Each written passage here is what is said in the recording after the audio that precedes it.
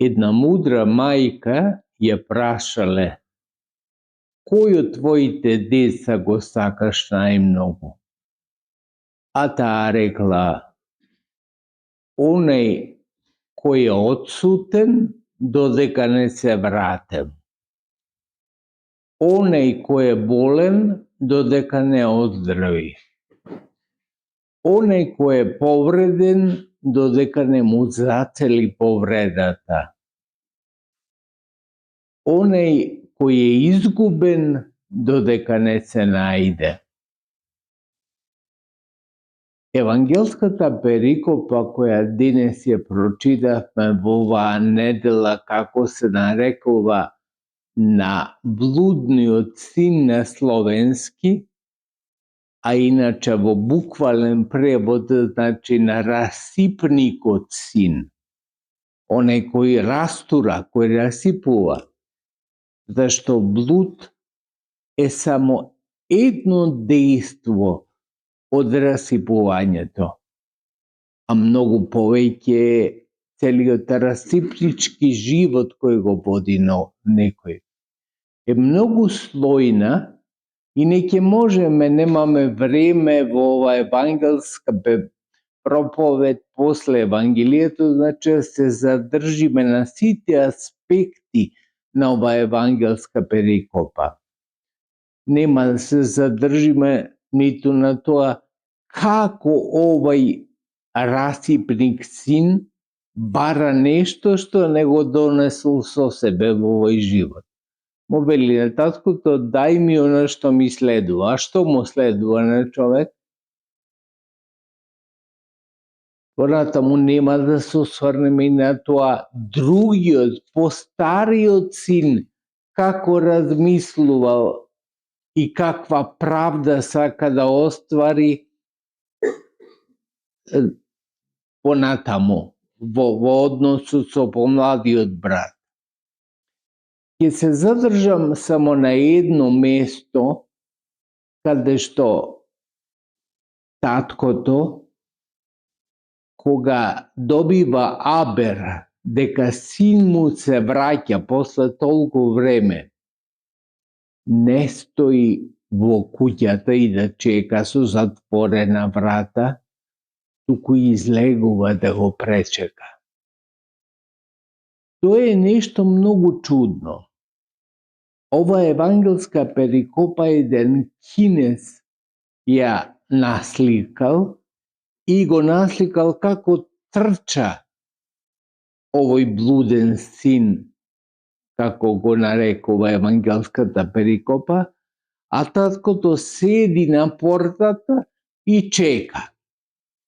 И тоа е нешто отколку да биде затворена вратата. Меѓутоа, кога ова слика ја видел еден православен христијан, рекол: не ти е точна. Затоа што не вели така Евангелието. Евангелието вели: а таткото истрча да го пречека.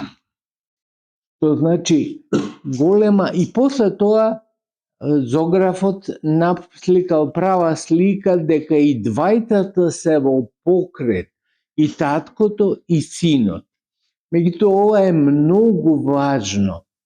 Многу важно е затоа што таткото не чека да дојде синот, да чукне на врата и да се направи важен, да не му отвора неколку пати, да чука синот и на крај да му го отвори прозорецот и да му каже: па што ти стана, што доаѓаш сега, откако потроши се, сега доаѓаш.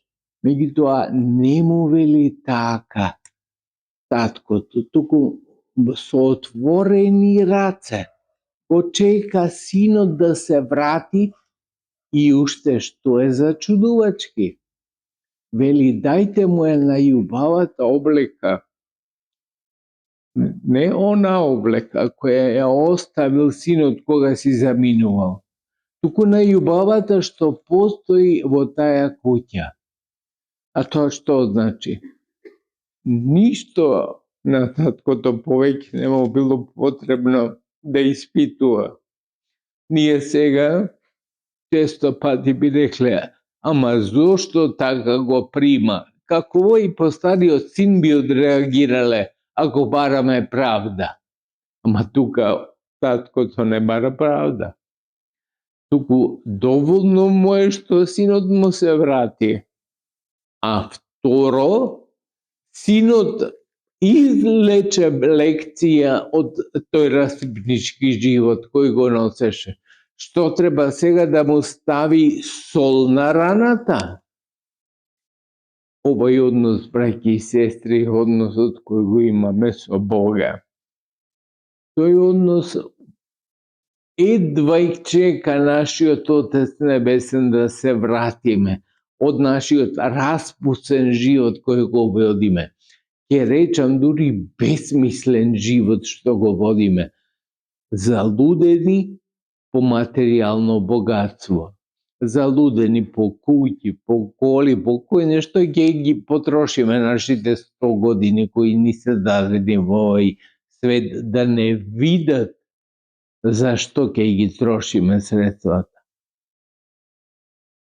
Овој татко не се однесува така, туку на се гледа со сосема поинакви очи. Доволна му е лекцијата синот кој си ја извлече, што побара нешто што е дискутабилно дали му следува, а тоа е имотот разделен со другиот, со повозрастниот брат.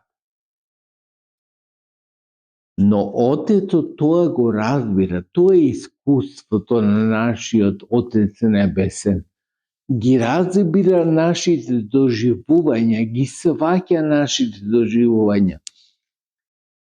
И ако еден татко во овој свет би бил налутен, тоа е природно на крај да биде налутен.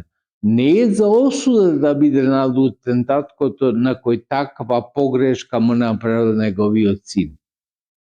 Меѓутоа, не чека Отецот Небесен да дојде и да моли и да му даде одреден рок таткото за поправка, да му рече еве ти 3 месеци, ако се поправиш, може би нешто ќе правиме. Туку одма го прима и то во најубаво светло. Го прима во најубава облека, го прима со угоено тело, значи со најубава гозба. Ете така ќе не прима нашиот Отец Небесен сите ние кои расипнички живот водиме. А има таков меѓу нас кој не водел расипнички живот на еден или друг начин. Овај поголемиот син сака правда. И до некаде во право што вели што сака правда, чекај мене не ми да ниту една коза вели да се провеселам со другарите. А овој син твој, кој изгубен беше, кој го потроши твоето наследство, него го примаш со највесела гозба, со угоеното теле, кој го чуваме за најсвечени пригоди. Ете тоа го прави нашиот Отец Небесен, нешто што не можеме да го разбериме. Правдата, браќи и сестри, не ја разбира често пати милоста. А Господ е милостив и праведен е истовремено. Ама ако можем да ставиме градација, повеќе е милостив отколку што е праведен. Праведен е совршено, ама од таа совршена праведност уште малку поеќе милостив. Еве ова, тоа ни го покажува ова евангелска перикопа. Ни покажува дека нашиот Отец Небесен го чека нашето враќање во вистинскиот живот, во животот со нашиот Отец Небесен, во животот кој е бескраен и вечен. А другото, се другото е институција на некој начин. Ама институцијата има одреден век на траење. Ништо не е вечно на овој свет. Што е вечно? Како овој кинез татко на сликата не би постапил и некој друг татко од овој живот, од нашата околина, или да не речам од цел свет можеби. Би рекол, бе, ти не си достоен, што е вистина, што е правда. Не е достоен тој син понатаму да има заедница со таквиот татко кој се му возможил. Меѓутоа не го решава така тој проблем таткото, туку со љубов и со милост го решава на тој начин што го враќа синот не во првобитната положба, туку како покајник, а тоа значи дека уште повозвишена ситуација, во уште повозвишена положба го поставува. Зашто покајањето, браќи и сестри, не прави сите да бидеме во повозвишена ситуација, отколку да чмаеме во таа мизерна состојба со огромно некае материјално богатство. Некој е, да кажам, во таква можност да имат и огромно материјално богатство. Ама ова евангелска перикопа ни сведочи дека се е за кратко, дека се троши. Ако не сватиме пред време, барем да сватиме од после. Како што овој син сваќа од после дека треба да поиде и да побара прошка и покаяние од отецот, од таткото негов.